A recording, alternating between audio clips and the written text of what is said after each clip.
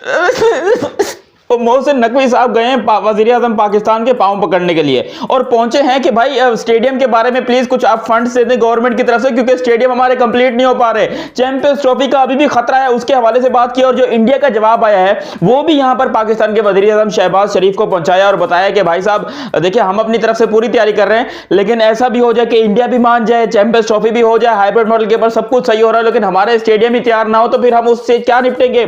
तो यहां पर मोहसिन नकवी पकड़े हैं पांव पाकिस्तान के वजीर आजम से, जो कि अब जैसे भी बने, देखो वजीर आजम है वो, अब भले वो सिलेक्टेड हैं इलेक्टेड हैं जो भी है मेरे को नहीं पता, फॉर्म 47 और 45 आप लोग जानते हैं यहां पर इमरान खान के साथ क्या क्या हुआ था, सब लोग अच्छी तरह जानते हैं। और अल्हम्दुलिल्लाह इमरान खान सपोर्टर होने के नाते मैं लानत भेजता हूं ऐसी गवर्नमेंट के ऊपर और ऐसी हुकूमत के ऊपर, लेकिन जो भी हो वो एक अलग टॉपिक है। लेकिन फिर भी यहां पर जो है वो मोहसिन नकवी साहब पांव पकड़ने लगे हैं जी इस टाइम पे वजीर आजम पाकिस्तान शहबाज शरीफ के, और कहने लगे हैं कि भाई स्टेडियम कंप्लीट नहीं हो पा रहे अंकल जी। देखो चैनल सब्सक्राइब किया नहीं किया, सब्सक्राइब करना बड़ा जरूरी होता है, वीडियो तुम लोग देखते हो सब्सक्राइब करते नहीं हो, इसलिए जो है तुम्हारी मेरी तरफ बनती नहीं है। अच्छा, यहां पर मोहसिन नकवी साहब ने जो तमाम सिचुएशन है उससे पाकिस्तान की गवर्नमेंट को हम कलाम कर दिया, और इंडिया की जो गवर्नमेंट है वो भी यहां पर अपना डिसीजन बीसीसीआई को दे चुकी है। अब वो ऑफिशियल डिसीजन आना है बहुत ही जल्दी। देखो यहां पर दोनों मिलेंगे, एक दूसरे को चुमिया लेंगे, पपियां लेंगे, मुझे नहीं पता क्या क्या होगा, लेकिन डिसीजन बड़ी जल्दी आपको देखने को मिलेगा कि क्या यहां पर इंडिया अपने मैचेस यूएई में खेलने के लिए तैयार है या फिर वो वहां से भी मना कर सकते हैं।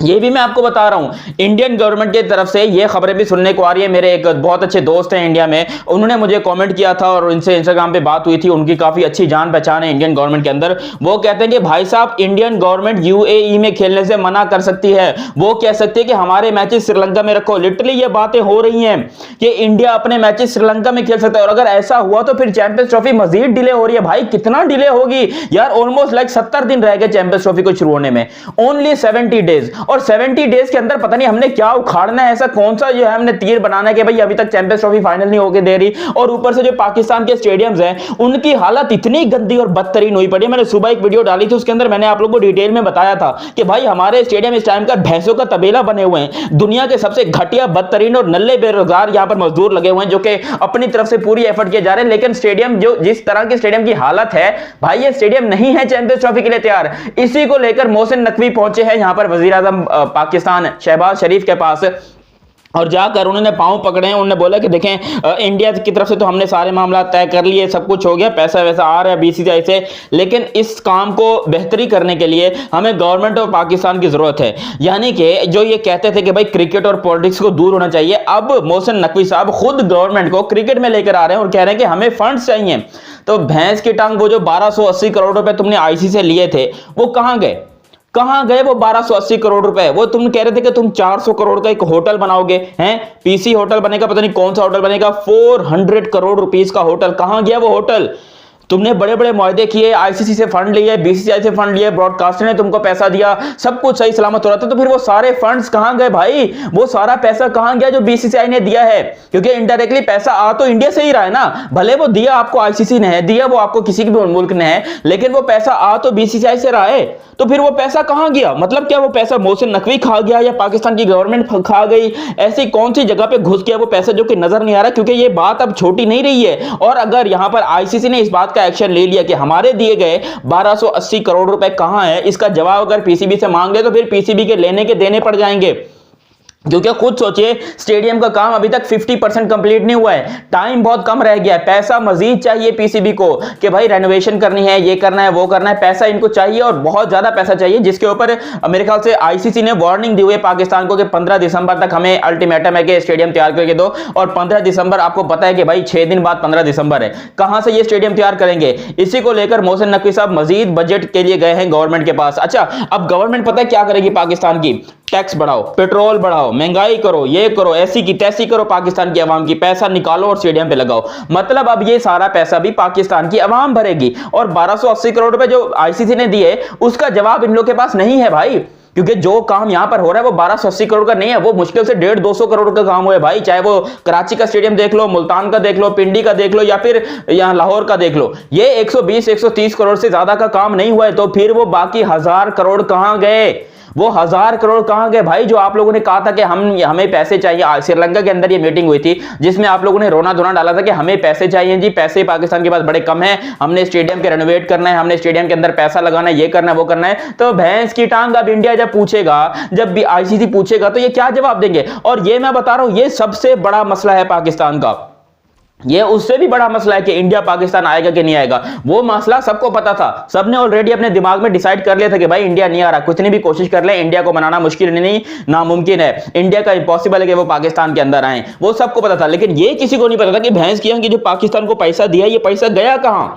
अगर आईसीसी ने पर्ची मांग ली कि चलो भाई सीमेंट की कितनी बोरियां आई थी उसकी पर्ची दिखाओ, चलो भाई बजरी कितनी आई थी उसकी पर्ची दिखाओ, चलो भाई सरिया कितना टन आया उसकी पर्ची दिखाओ, तो फिर ये कहां से जवाब देंगे? क्योंकि आधे से ज्यादा कमीशन तो ये खा के बैठे हैं। 1000 करोड़ का घपला हुआ है। जो 400 करोड़ का होटल कहा था ना पीसीबी ने कि भाई हम 400 करोड़ का होटल खरीद रहे हैं, पीसी होटल पता नहीं कौन सा होटल था, बोला लाहौर का, वो हम खरीद रहे हैं 400 होटल का, और उसके अंदर हम चैंपियंस ट्रॉफी की जितनी भी टीमें होंगी उन सबको वहां पर रखेंगे, वहां पर आपको होटल रूम्स देखने को मिलेंगे, सारी टीमों को अलाउड होगा कि भाई अंदर वो घूमें फिरें, स्विमिंग करें, नहाएं धोएं, खाएं पिए, जो मर्जी करें, लड़की बाजी करें, जो मर्जी करें, लौंडियाबाजी करें, तो वो सबको अलाउ था। लेकिन वो होटल का अभी तक नामो निशान नहीं है, पीसीबी ने कोई भी अपग्रेडेशन नहीं दी है। अच्छा, कह रहे थे कि होटल, कुछ लोग कह रहे थे कि कुछ होटल खरीदा है, कुछ कह रहे थे उसी होटल को तोड़कर नया बनाया जा रहा है, उसी जमीन के ऊपर नया होटल बनाया जा रहा है, जबकि होटल के अंदर अभी तक एक हथौड़ी भी नहीं लगी है। वो होटल वैसे के वैसा ही है। मेरे ख्याल से या तो उसको चूना वूना मार देंगे, क्योंकि उस होटल का 400 करोड़ रुपए का बजट अप्रूव हुआ था। 400 करोड़ रुपीस, पाकिस्तानी 400 करोड़ रुपीस, जो कि इंडिया के ऑलमोस्ट 80 करोड़ रुपीस बनते हैं। तो फिर भी यहां पर बहुत ज्यादा पैसा होता है भाई, पाकिस्तान के लिए ये पैसा भी बहुत ज्यादा है। तो वो होटल के ऊपर अभी तक एक बुर्श भी नहीं लगा है भाई पेंटिंग का। तो यहां पर भाई ये घपला तो हुआ है, घोटाला हुआ है, और आईसीसी ने अगर गिरबान पकड़ लिया तो फिर ये पीसीबी फंसेगा, और हो सकता है कि चैंपियंस ट्रॉफी परमानेंटली तौर के ऊपर पाकिस्तान से चली जाए, और फिर बैन भी हो सकता है पाकिस्तान। जी हां, पाकिस्तान की क्रिकेट बैन भी हो सकती है। देखो, करप्शन जो है वो हर जगह पे होती है, इस बात को मैं तस्लीम करता हूं, और पाकिस्तान में ये बहुत टॉप लेवल पे होती है, मैं इस बात को भी तस्लीम करता हूं। लेकिन कम से कम हमारा क्रिकेट बोर्ड जो है वो करप्शन से तब तक पाक था जब तक ये कोई पॉलिटिशियन यहां पर आके जो है क्रिकेट बोर्ड में इन्वॉल्व नहीं हो रहे थे।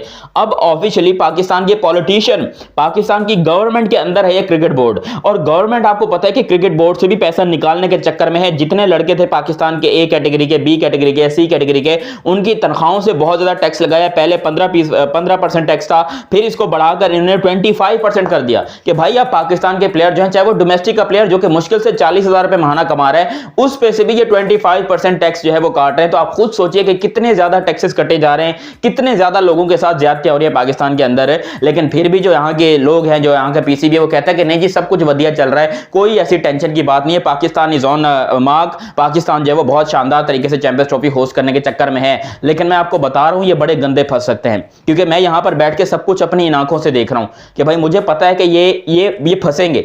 ये बीसीसीआई ने अगर इनका गला पकड़ा तो फिर ये बचने की पूरी कोशिश करेंगे, ये तब भी नहीं बच पाएंगे। और आपको बता रहा हूं, ये वक्त बड़ी जल्दी आने वाला है। आपको पाकिस्तान की आवाम को बड़ा बेवकूफ बनाया गया कि जी देखे रेनोवेशन हो रही है जी, मुल्तान के स्टेडियम में यहां पर प्लास्टर का काम जारी है। भाई कुछ नहीं हो रहा, सब जगह पर काम हो रहा है, लेकिन वो दिहाड़ी पे काम हो रहा है। और मेरे ख्याल से पाकिस्तान का असल मोटिव चैंपियंस ट्रॉफी कमाना नहीं, चैंपियंस ट्रॉफी के नाम पर पैसा कमाना था, क्योंकि लिटरली यही किया जा रहा है। नाम चैंपियंस ट्रॉफी का है, लेकिन जो इतने 1200 करोड़ 1300 करोड़ रुपए आ रहे हैं, ऊपर से आपको स्पॉन्सर्स अलग पैसा देंगे, आपको ब्रॉडकास्टर्स अलग पैसा देंगे, आपको अभी मजीद पैसा मिलना है, आपको आईसीसी ने अलग पैसा दिया, बीसीसीआई की तरफ से अलग से आपको मिल गया। तो ये सारे मामले जो हैं ये बहुत खतरनाक हो चुके हैं, और मुझे नहीं लगता कि ये मामले पाकिस्तान को हैंडल किए जा, मतलब पाकिस्तान इस मामले को इतनी जल्दी हैंडल कर पाएगा, अपना कोई ऐसा वकील या एडवोकेट खड़ा कर पाएगा जो इस मामले को हैंडल करे, क्योंकि लिटरली ये बहुत ही गंदा मामला है, और इसके अंदर बड़े बुरे तरीके से हम फंसे जा सकते हैं। मेरी बात सुनकर तमाम पाकिस्तानी लोगों को पिछवाड़े में मिर्ची लग रही होगी और आग लग रही होगी कि ये तू कैसा पाकिस्तानी है, पाकिस्तान को एक्सपोज कर रहा है। लेकिन भाई हकीकत तो है, देखो मानो या ना मानो,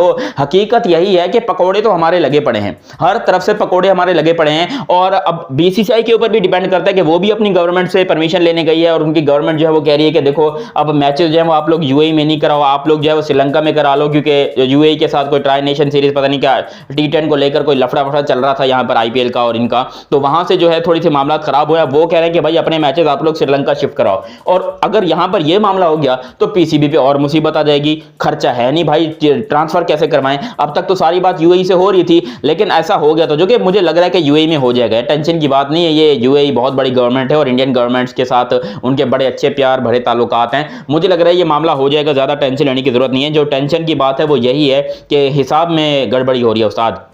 जिस तरीके से आप टमाटर मिर्ची धनिया आलू ले जाते हो और उसमें से 20-30 रुपए मार लेते हो, नहीं भाई यहाँ पर मामला उल्टा हुआ है। यहाँ पर सिर्फ 20-30 रुपए खर्च किए गए हैं, बाकी का 150-200 रुपए अपनी जेब में डाल लिया गया पीसीबी की तरफ से, और यहाँ पर हम फंस सकते हैं। अब मुझे नहीं पता कि क्या होगा क्या नहीं होगा, मतलब पता तो है, लेकिन मैं आगे अभी अगर बताऊंगा तो मेरे को हो सकता है कि बाहर मैं निकलूँ, मेरे को उठा लिया जाए, काली वीगो जो भी होती है उठा ली जाए, तो वो हो सकता है पाकिस्तान के साथ। लेकिन फिर भी उम्मीद पर दुनिया कायम है। वो क्या कहते हैं कि भाई दिल टूटा जरूर है मगर उम्मीद का दामन छूटा तो नहीं है, कुछ ऐसा था यार। दिल टूटा है मगर छूटा तो नहीं है, नहीं दिल रोया है मगर टूटा तो नहीं है, उम्मीद का दामन अभी छूटा तो नहीं है। आपकी तरह मैं भी मायूस हूं, लेकिन मिलते हैं फिर अगली वीडियो में। देखो अपनी राय आप लोग कमेंट सेक्शन में जरूर देना। मिलते हैं बहुत ही जल्दी अगली वीडियो में, तब तक के लिए अभी तक आप लोगों ने चैनल सब्सक्राइब नहीं किया तो सब्सक्राइब करो, सब्सक्राइब करते साथ ही बेल आइकन दबाओ। मेरा नाम है Dayanat Ali, will see you in next video. तब तक के लिए हमें दीजिए इजाजत। अल्लाह हाफिज एंड लव यू। हो गया भाई साहब।